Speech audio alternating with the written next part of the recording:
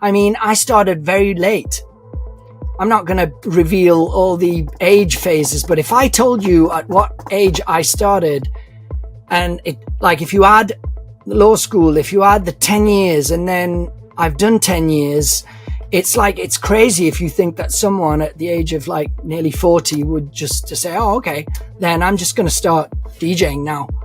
And I've been going ever since. And this is something that I've never spoken about. And it's something that I've actually had the time and I'm really starting to be proud of, because it defines me.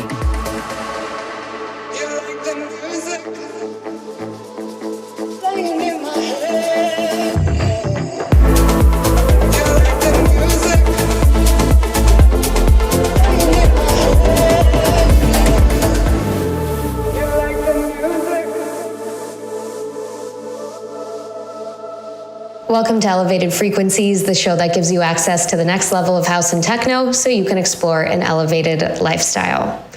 I go into every conversation with artists on this show with an open mind. There's some artists that share more about their personal life than others on social media, and so I kind of have a primer of how they are. Some of these artists I know personally, and so I have, a lot of background. And some, it's a wild card and you don't know what you're going to get. I can say, in all honesty, that this conversation with Flashmob that you're about to see is one of the most surprising, enlightening, enriching, and vulnerable conversations I've ever had with a human, period. And this is so special. We talked about so many things, not just about DJing and music, but about life, that it's a real privilege that he told me these things, and I feel privileged to share them with you. We discussed everything from the golden rule, treating others with kindness, to going back to basics in your artistry and craft. It's cutting out the bullshit and the noise of the pomp and circumstance of the industry. I don't want to give too much away. I just would really love it if you would listen. I have to ask, because you have a couple of accents going on, and I'm sure I'm not the first or last person ever ask you. But tell me about your background, because I know you live in Milan now, correct? I do. Okay, so how did you get there? So I was born in Turin, which is an hour away from Milan. And my mother was of Irish origin. So she came from one of those family that went to from Ireland to Liverpool to then be shipped onto America. And then the war, my grandfather died during the war. My family stayed in Liverpool. My mother was born in Liverpool and then raised in Liverpool. And then when she was 19, she wanted to leave the UK, go either to Australia or Italy. Found an opportunity in Italy to work and ended up meeting my father in a place called Villa delle Rose, which is today a club where I've actually played. It's insane. Amazing. And yeah, they met. I was born in Turin and I've been in Italy ever since. I've been raised in Italy, studied in Italy, and went to London in 2005, late 2004. Well, no, 2005. And yeah, and then started this crazy adventure when I was not as young anymore. I'd already been through law school, and and then pushing ever since. Wow, it's amazing. And you're so worldly because of that background and that experience. But I have to ask, because coming from my father's an immigrant from Sicily, and so I've spent quite some time in Sicily and different parts of Italy. How is it when you're touring and you have to find decent quality food in other places? Huh. I can imagine that's difficult. Well, see, I'm when I'm touring, I have white rice, chicken, and water, sleep. train. That's pretty much it. Sleep, play, repeat. So you're very strict when you're on tour. You're not like indulging It's not something that I think that I feel that I can take merit for. I've always been like this. I've always been into sports. I've always take care, and I've always been yeah, I've always been involved in sports. So I've never really been someone that, you know, I didn't even drink alcohol before meeting my wife. Now when I'm at home, we have a lot of wine. Uh, Yep. but yeah, I'm. It's just the way I am. So it sounds like that you're just very focused I on your am. craft. See, And talk to me about your journey, because I know just a couple days ago you had a new release with Josh Butler, right? Who I see, actually interviewed on the podcast recently. So you've been doing this for a while. see, I've been doing it since like this since 2011. So yeah, but I had previous projects that I was traveling internationally before that. Uh, you know how it is at the beginning. It's not really fun traveling when there's no windows in the hotel room. So anyway, no, yeah, I've been doing it for quite a while, but um, I don't know. Something happened to me during COVID, and I've literally went from being very happy to be home, finally resetting my body and having the time to evaluate what I've done and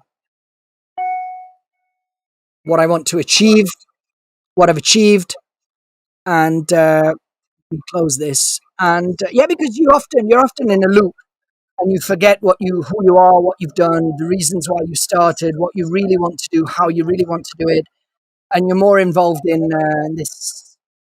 this dog race, I call it, which is to do with who gets there first, who plays more, who looks better, who releases on the bigger labels, blah blah blah, which is totally the opposite of who I am and what I do this for. So during COVID, I just didn't go into the studio for like 8 months, recovered my memory and my physical well-being, and slowly started studying production again and trying to fill those gaps in in my musical culture.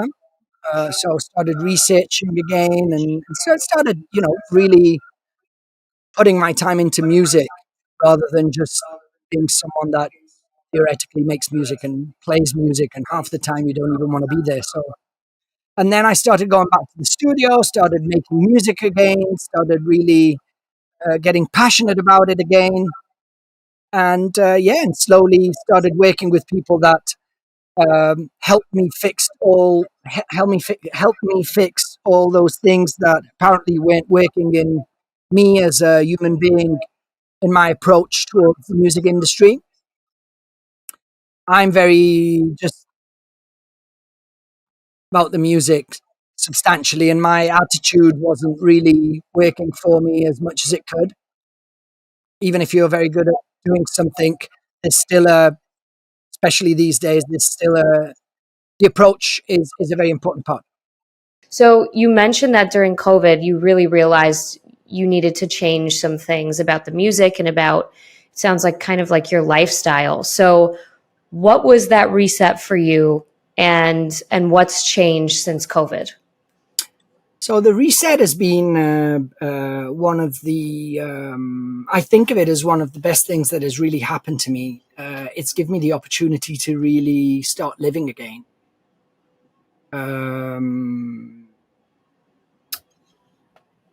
I wasn't living. I wasn't living a healthy life mentally, especially, but also at the end of the day, if you're not mentally healthy, if you're not doing the things that you would like to do properly, then you find yourself always chasing something, which I think is the beginning of that mental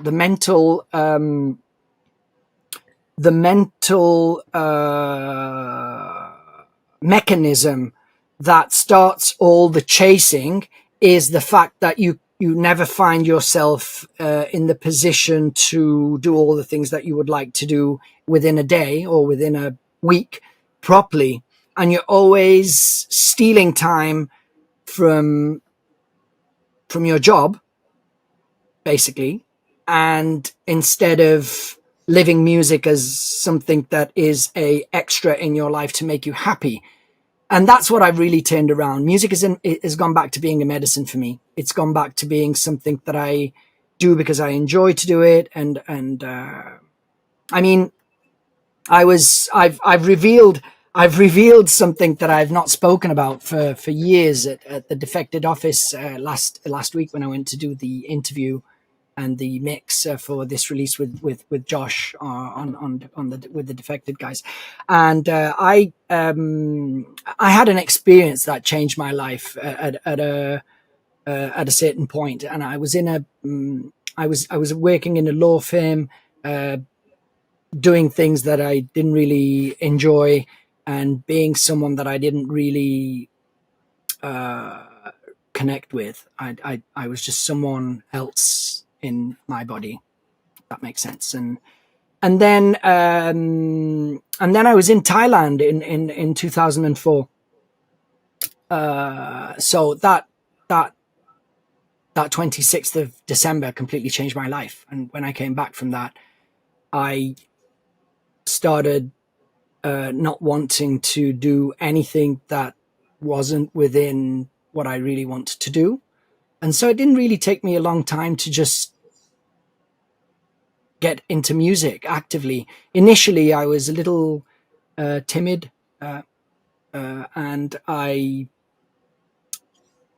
it took me a while to get away from the law thing. I mean, law school lasts forever here in Italy. Mm-hmm. It's like, so, you know, so I opened an agency and started working with IMD and Accession, bringing all UK artists in Italy, like convincing myself I was still utilizing my law background in a way. And then I just got to a point where I realized that I was just slavering for other people and then so I started studying production, started DJing more and more. And then I just fought for 10 years till I got to a certain point where what I was doing was starting to work. And then I got married, still had nothing at the time, like literally nothing, which was, I'm starting to be proud of this. This is why I'm starting to tell this story, because I mean, I started very late. I'm not going to reveal all the age phases, but if I told you at what age I started, and if you add law school, if you add the 10 years and then I've done 10 years, it's crazy if you think that someone at the age of like nearly 40 would just to say, oh, okay, then I'm just going to start DJing now. And I've been going ever since. And this is something that I've never spoken about. And it's something that I've actually had the time and I'm really starting to be proud of, because it defines me in a way. And I'm not celebrating myself in any way. I'm just saying that I've never recognized anything that I've done to myself till before COVID. And then during COVID, I just had the time to. Well, I think this is actually a very emotional conversation for me, because I don't know if you realize how many people need to hear what you just said, because so many people tend to hang on to that thing that they were supposed to do or poured so much time into. In your case, law school. In other people's cases, other jobs that they feel like, well, I put so much time and effort into this. If I give it up now, it was all for nothing. And so they hang on to that thing, and then they never go after their true passion. And there's a real danger in that, living in cognitive dissonance, not in alignment with what you truly want to do. And people end up hating themselves, and that magnifies onto everyone around them. You can tell when a person's not in alignment. And so what your story shows is that it's never too late to be in alignment with what you truly want out of life. And it is better to have a shorter amount of time in your life doing the thing you truly love than not ever having it at all. Very true. It's also, I would have been a terrible lawyer, let's face it, but it's like when you develop will, like when you push yourself, you push yourself to a point where when you learn to push yourself a lot, you get to a point where you feel that where you get used to it and you think that that's normal life. And instead, I'm starting to learn that sometimes things, some of the things in life, of course, you have to push yourself. I mean, I'm still pushing myself. I still give myself another 10 years. I'm going to be the oldest DJ alive by the time I finish. But it's some things are not supposed to be, you're not supposed to be pushing some things of yourself. You should be pushing on some things. Of course, you need to be driven, you need to work hard and etc. But a lot of things need to come naturally. And yes, and I was so enforced by my will, which is my only talent. I feel that my will is my only talent, my will, my strength of will. And that I was so pushed that you push yourself doing the wrong thing. And you feel, you sometimes you sometimes think, oh yeah, well then if I let this go, I'm going to be weak. And not that I'm afraid of being weak. I'm very weak and vulnerable. That's not the problem. But it's like fighting means overcoming your weaknesses in a way. The whole thing is what is right for you and what is wrong for you. And it took me a very, very strong experience to learn what was really, really right for me and what I really wanted. And sometimes like my daughter, touches me with life every so often. And because as everyone, I'm distracted by what I do and trying to do the best of everything. And I feel that often I'm distracted. And sometimes my daughter, she has this gift and she touches me with life. And it's like, it's like when something really, really good or really, really bad happens and you just wake up and everything becomes relative. Everything that surrounds you becomes relative. And this is the kind of experience I had when going to Thailand, and then happened what happened. And it's just, I've just recently started talking about it and probably realizing some parts of it. I don't even remember a lot of it. And it's just, I feel that being an artist is a great privilege because you open yourself to that part of to that connection to life in a much easier way than. And it's as if ever since I've wanted to be reconnected to that experience through my art, and it just touches me. Music touches me like nothing else. I'm so passionate about it, and so just I'm just a normal guy, and when I play, I go crazy, and even in the studio, I just enjoy it so much. So, yeah. And when you were talking about pushing, right? I use this terminology: hustling versus aligned action. And when you're hustling, you're doing a needless amount of busy work where it's like it constantly feels like you can't catch up. You're stressed. Bravissima. Yep. And aligned action is when you are in alignment with what you love and what you want to do, and it comes naturally and it flows. And of course, with music, which is your passion, there's hard work involved, but it's not hustling. It's aligned action strategically placed to get you to where you want to be, whether it's finishing a track or, connecting with an audience. They're two separate things. And people get addicted to hustling. They get addicted to feeling like they constantly need to do something. And life does not need to be that way. And I think Italian culture really exemplifies the beauty in ease and taking breaks and rest. Do you notice that at all? It's not my case. But I mean, I admire people that have the tranquility of taking breaks and I'm always at it at the end of the day, because it's what I do is what I love, and it's not even what I do, it's who I am at this point. So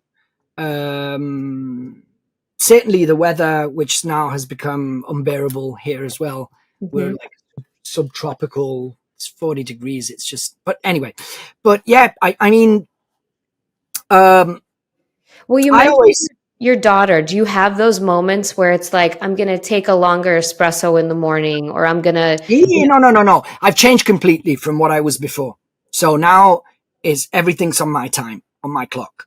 I'm not playing as a youth team that has to run after every ball, and then they never score. I'm trying to play like one of the top teams. You don't even run that much, and you know exactly what to do, and you just I know what to do. Just to someone like me, I know what I'm doing. I'm someone that can make music, and someone that, when I play, I know what I'm doing by now. I've done it for so many years that it's just a matter for me to get the right records and the right things done for me. right? For me to be able to express my full potential, and to be happy seeing that I can put some beauty in the world. Like, I don't know, it just, for example, I'm just speaking just without filters, speaking out loud, but it's happened to me so many times to hear people criticize like very mainstream, like Bob Sinclair or David Guetta, because they're not under, like, these guys have touched so many souls with a song. It's that simple. I mean, for me at this point, if you think of it, if otherwise what is music for? Why are we? I know that these days half of the people can't make music, half of the people they can't dance, they can't play. They're just, I mean, there's the industry is now floating with TikTok DJs. No, listen, I don't want to judge anyone. Everyone, as long as they have fun and they bring something positive to the table, it's fine.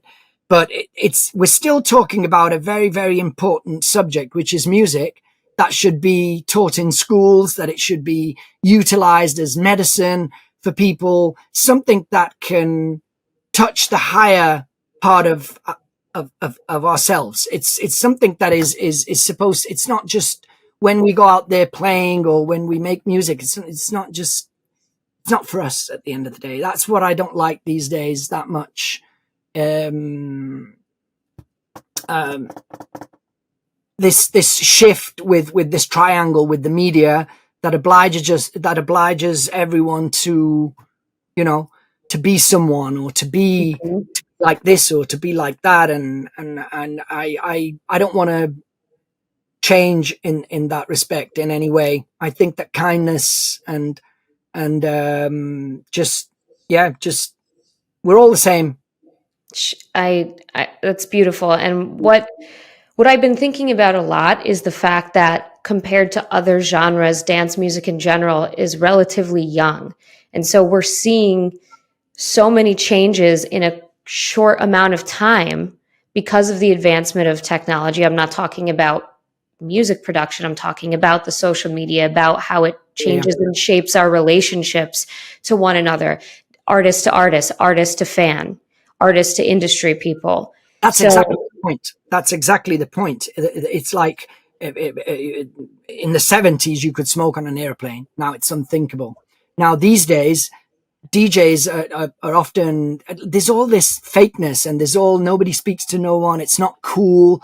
What is that about? Music is about sharing. It's about helping. It's about healing. It's about beauty. It's not, it's just, so I refuse in that sense. I just refuse to be anything else than what I really am. And I don't care if it has consequence. I don't really care. I don't. It's an amazing. It's something that I feel it should be addressed by the heads by us, by everyone, because deontologia, you say in Italian, which is ethics within your job. I don't know if you can use that in English. We should start developing that in the industry, and starting to understand that music is is a bond instrument. It's something that belongs to everyone. It's not, we're just messengers that have been lucky enough to be able to play and make music and have things happen to us that have given us this gift. It's a gift.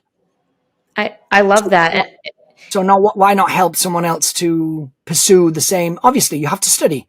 You have to be serious. You have to study. You have to work hard. You have to earn it. Voila, that's fine. But all the rest, seriously, for me, it's just,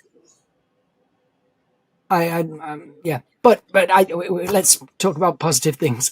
well, I think you bring up a really beautiful idea. I'm sure in law, I know, I'm a former journalist, right? And we learned the journalistic ethics. There's pillars and standards that we all, well, I won't get into that conversation, but that you're supposed to follow. Ethics, do no harm, harm reduction. So does something like that exist in music yet? And if not, should it be created? I went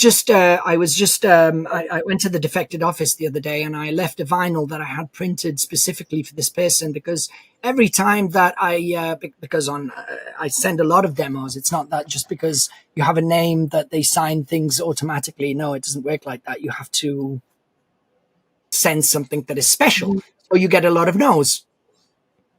But there's ways to say no. Right. And this person that I'm talking to, her way of saying no makes me smile. And that's for me, that is a game changer. So I'm not the only one thinking this way. It's just, there are people that care. There are people that understand that we put everything we have, we put our time away from other things, our kids or whatever else you do in life. There's everything goes into music, and there's a specific way that even I, as an A&R of my own label, I use to pass on records, which is even just giving a piece of advice or being kind enough to say, this time it's a no because this and that, or it doesn't fit, but it's great. Why don't you start? And in this respect, I must say that I'm receiving a lot from some labels that I'm starting to work with that I wasn't expecting at all, because I've not been on Defected for a while now, and I've been treated like, honestly, I've been just like speechless. The help and the support was just, for me, it's something new. That's really amazing. Kindness is easy. Kindness is esatto. Why not? I mean, and one thing that I do want to mention, because I think, obviously addressing those root causes, like you say, being kind, telling people no in a kind way, always using the golden rule. On the other side of it, because we can't get everybody on board with that yet, even though the hope is to, I think that new artists, and I mentor former journalists, and one thing that I tell them as they're getting denied from jobs, right? They're getting passed up, not even getting interviewed. I have to teach them to develop that bulletproof mindset of not taking it personally, because if somebody is rude to you or somebody is dismissive, it's not about you. It's about them. It's something internal. See, I really enjoyed the Lucati podcast that you did. I'm a big fan of Lucati. Me too. He is. I like his attitude. His attitude is exactly that's it. Perfetto. Yeah, he really is. I love that he's not afraid to just speak his mind on Twitter and be who he is. The authenticity, which obviously you value that trait as well. It'll take you far, but people are afraid to be themselves. See, I'm not sure I'm ready to do that. This is why I admire Lucati so much, because he has a very balanced way of saying things without touching. It's as if he says things, but he doesn't say them, but he says them at the same time, which is a real talent for me. and I've been observing how he. I just love everything about him. I don't know why. I'm just a big Have fan. you talked to him before? I've signed him to my label. Oh, okay. I've not had. I hope to meet him one day, but I really like his attitude. I like the fact that he goes outside of gigs and gives flyers, and he's just doing things that people are supposed to do. He's just doing. It's just. He reflects. He reflects the balance that is really super important. That you're just doing something you love for you, and you don't put yourself upon others, and you're just. And I don't know. I'm very critical towards myself, and I'm very opinionated on certain things. And in some things, I find myself not to be as elastic as maybe I should be. So I'm very careful of. I've always had as a rule. I'm always gonna. I've always thought of. I've always tried to stay away from any, any political comments or critical comments or. I mean, if I started, I'd probably never play again. If I said what I think, but Lucati and I talked about there's a very balanced, dedicated, or a delicate way to do things where you can be a little polarizing. You can ruffle a little bit of feathers, but you have to be careful in your approach. You can't just go scorched earth and start, criticizing everyone. And I think that's something.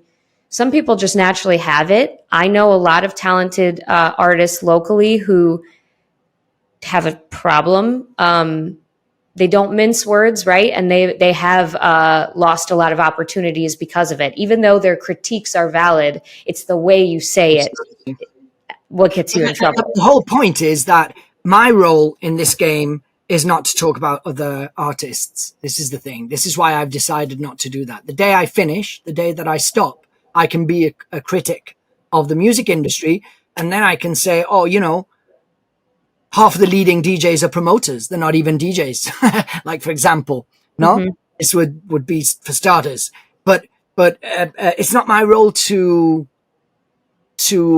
say these things, and it's I find it much more healthy for me, for the way I am, to just concentrate on me and what I do, and don't look at others. Because at the end of the day, we're all human beings, and even the people that have had opportunities that are not maybe coming from a musical background, they're still human beings. They're still maybe incredible human beings, and it's Right. So part of the artists, part of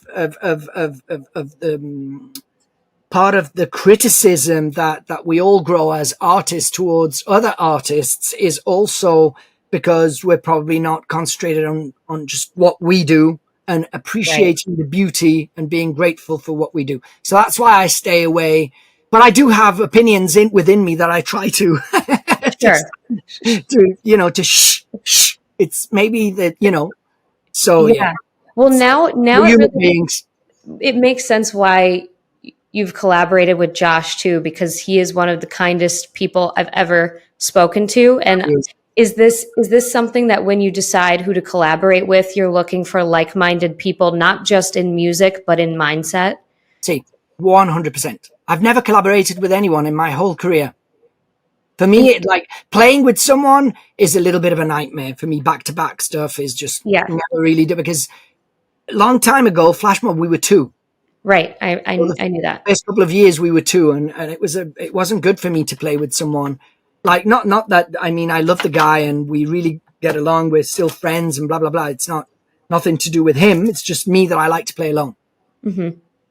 And production wise, I've always just done my thing. I've never really, and this is something that with COVID, I've found out about myself. I really enjoy collaborating with Josh, and I probably will find other people as well that share the same sort of vision of how a collaboration should go. We're very relaxed, open, free to any creative change, and just happy of doing it, you know, just happy. And I admire Josh very, very much. He's a beast at what he does. So, you know, it's for me, it's also great to maybe share a good idea and see him do his thing, and then be able to do my thing on it. And it's a creative, and the more you are, and this has also happened to me in COVID, because in COVID, I discovered the humbleness to go back to study. Mm-hmm. And so with that, you start saying, okay, and you start learning things more and more and more and more. And you start realizing that there are people that are as good as you or even better than you out there. And then, and so you can appreciate more collaborating with someone so good, because of the trueness of and you know, not only the skill, but also how true they are to what they do and their connection with nature. I don't know. There are a number, but the kindness of Josh is just, it's what I'm drawn to him, by his whole Or piece. yes, See, I find him to be a lovely person, lovely human being. it makes a lot of sense. And one thing that I didn't think about until you just said it, there must be a really truly special connection making art with somebody else, because you're making something that will exist forever. And that's something that binds you to another person, that I don't think non-artists can understand that to that extent. True. Never thought of it this way. See? Yeah, that's beautiful. So what is your advice? We've talked a lot about, kind of in a roundabout way, of what's happening now in the world and music. What is your advice for people who are just trying to make it, try to find their little slice of success? Because it seems like you've gone through a lot and you've done a lot, and you're different now than when you first started. So what can you tell them?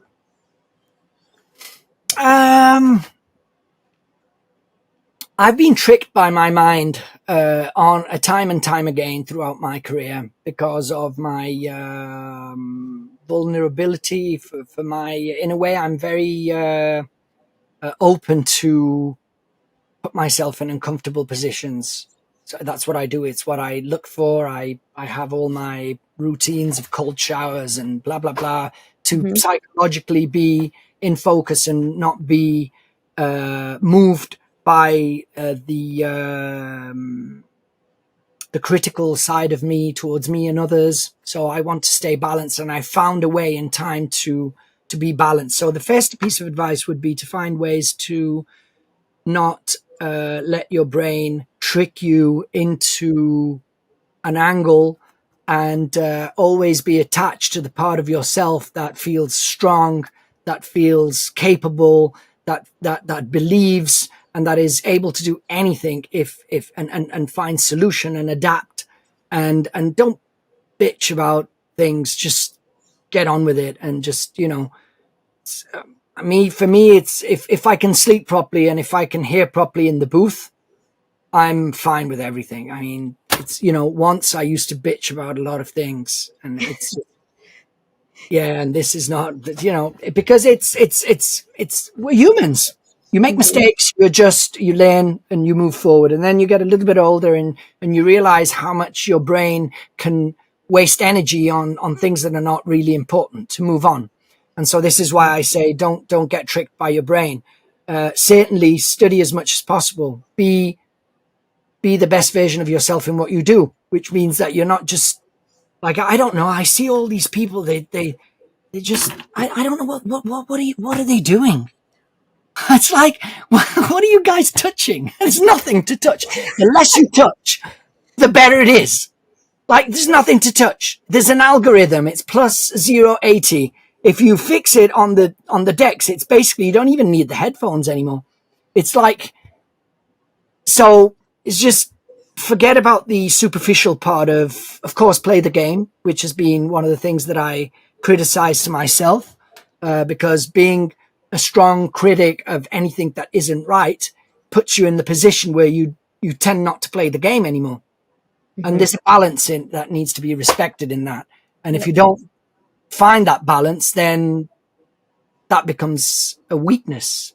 Knowing it's a game. Knowing it's a game that you have to play. Exactly. That helps. That helps. That helps. But you can still be very respectable in the way you carry yourself and the way you do things. And with kindness, you can open so many doors and you can change so many minds and you can set a different tone, even to the worst email that you get.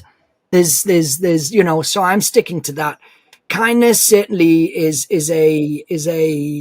such a winning, you know, and just be you. You don't have to be like someone else. Same haircut, same moves, just be you. Because we're all different, and it's, you know, this is very banale. It's not. I'm not saying anything that we all know, but we're all different, and there's this space for everyone. But studying is certainly essential. Knowing what you know, learning to produce properly, but properly, and then once you know how to produce, you realize that even there, the less you touch, the better it is.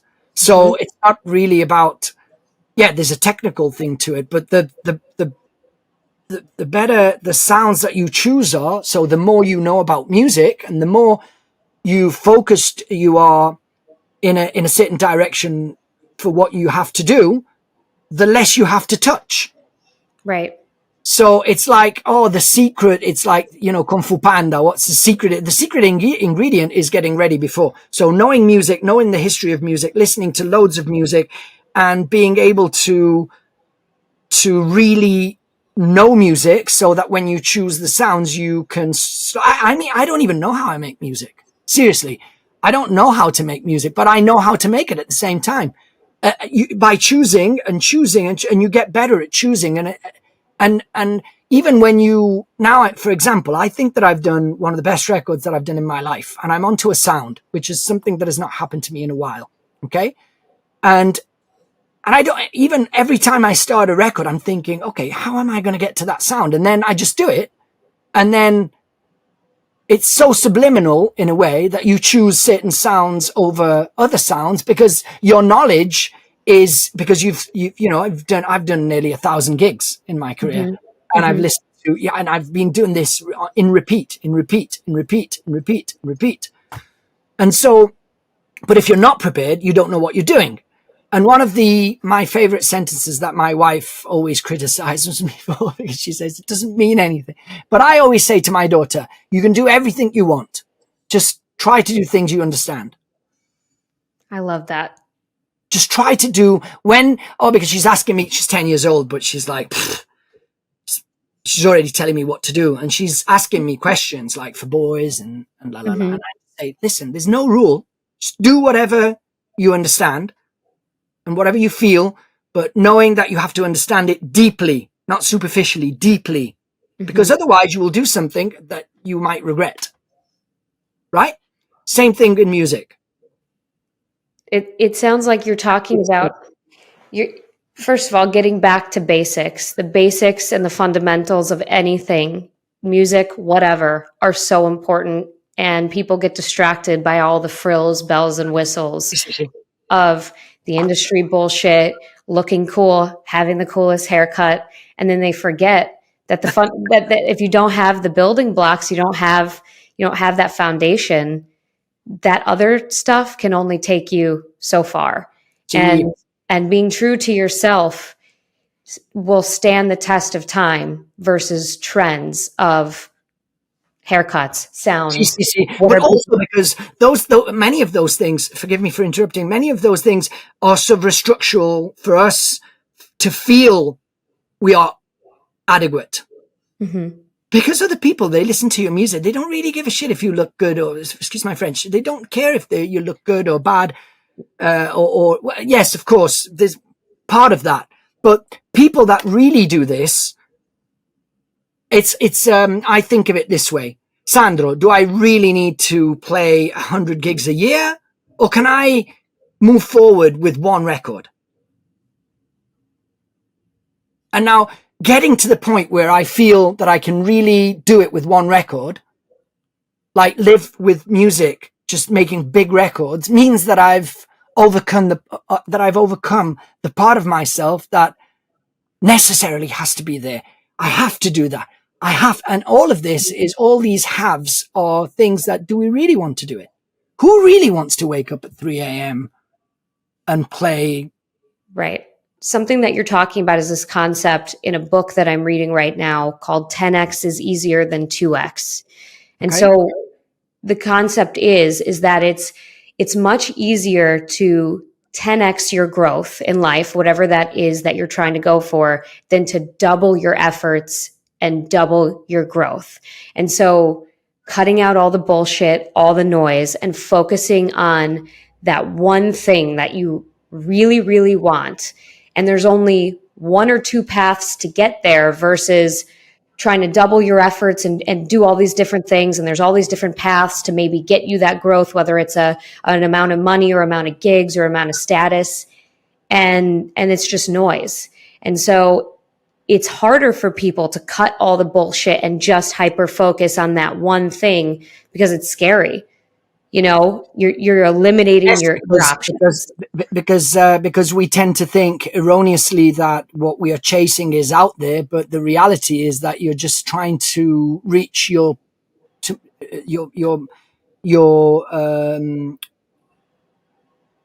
best of you. Like for me, when I say I've done the best record of my career, of course, I hope it gets signed and I hope people will love it as much as I do, because I think it's full of love. But it's more to do with me saying, okay, I've reached my peak. I've done the absolute best of what I'm able to do, of what I'm capable of, rather than comparing my best to someone else's best. So, like in the car, I'm listening to the song with my daughter and she's like, oh, this is better than, and I'm like, yeah, but there's people like, so, you know, you have to compare. It depends who you compare. You have to be happy with it because you're happy with it. Otherwise, you're always comparing to, if you compare yourself to, there are certain producers that it's very hard to compare yourself to. Fred again. I don't know. Like they're so good that yeah, you know, you ask yourself, it's not only about the status, because it also has to, well, in a way, I mean, you get to certain status and you feel free to do whatever, and that's when you're in the position to do something that completely revolutionary, you know, changes everything in a way. I'm convinced that I'm already capable of that, but I've not probably convinced myself I'm in the correct position to do it. Or maybe I have, and I've done it. you see what I'm saying? So I'm trying to pass on to myself and my daughter, when we talk about these things, the fact that it always depends who you compare yourself with and what kind of expectations you have. So if you don't have expectations, you take expectations out of the equation and you compare to yourself like a year ago rather than comparing yourself to others, and you just then you are doing what you dreamed to do. And then there's obviously the money aspect. Of course, you have to make money. That comes with everything else, and you just have to believe it will. Well, I think this sort of self-awareness can be a blessing and a curse, because I often get jealous of people who are floating through life kind of unaware of all these things that we're talking about, because they look like they're having a really good time. They look like they're just, you know, it's ignorance is bliss, right? But when you have this level of self-awareness, it's like a beautiful thing. And I feel like, you know, you extract more value out of life, but it can also kind of fuck you up. Yeah, well, I've been fucked up for many years, to be honest. It's not that I'm, okay. You hear me talk like this, but it's a big struggle to live with yourself. It has been for me. It's been a very, very long journey, but it's, you know, it's, to put into prospect certain things that can happen to you in life. It's just And this is why I'm still so driven and so passionate of what I do. It's just as if I feel responsible of this second opportunity that I've been given with, with my experience in Thailand. So it's as if I feel, in a way, you feel invincible, but you're not invincible. Yeah. And I feel while I'm playing, I know I'm getting older, so I'm not invincible at all. But you feel it's that way of living life that you want to be so happy, and you want to fill your life of so many great things that you want to feel that you're not gonna get sick. You don't have time to. You're not gonna and then things happen in life, of course. But that attitude, it's taken me a lifetime to get to this point, to have this.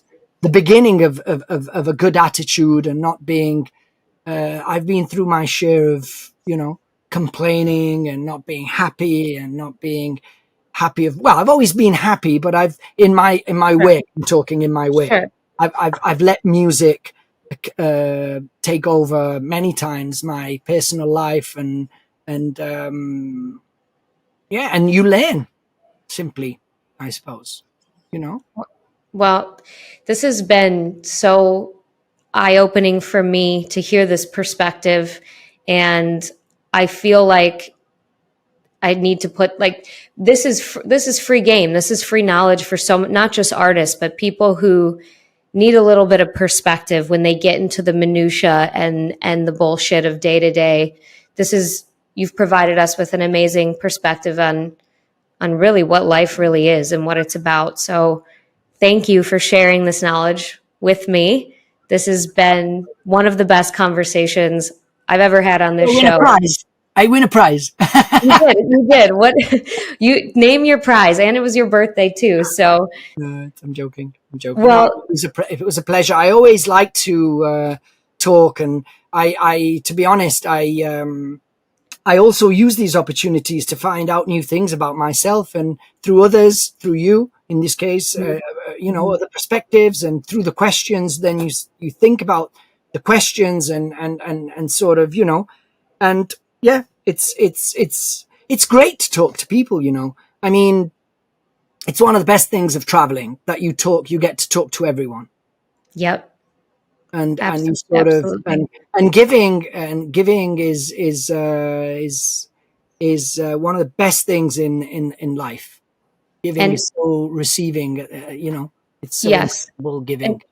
And just so you know, my passion and purpose in life, starting as a journalist and now doing this, has always been having the privilege to ask people questions and have them open up to me and talk to me. I get real pleasure out of being able to do this, and I feel honored that people share a part of their day with me. And so this is just talk about, emotionally fulfilling. This is it. So I've been looking at your podcast, and I found it amazing. I was hoping you would ask me on, to be honest. Oh, that's the best compliment you could ever give me. So thank you.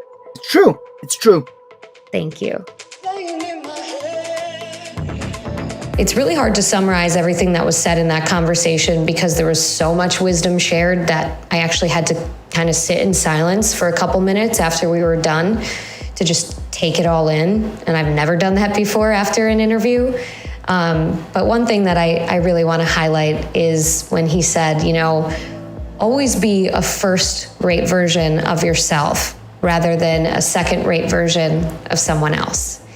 It's so basic, it's so simple, but in the chaos and cacophony of the music industry and just life today with social media, I think we tend to forget that. So if you enjoyed this episode, the best way to support the show is to share, of course, with your friends. We're on YouTube, we're on Spotify, wherever you listen to podcasts.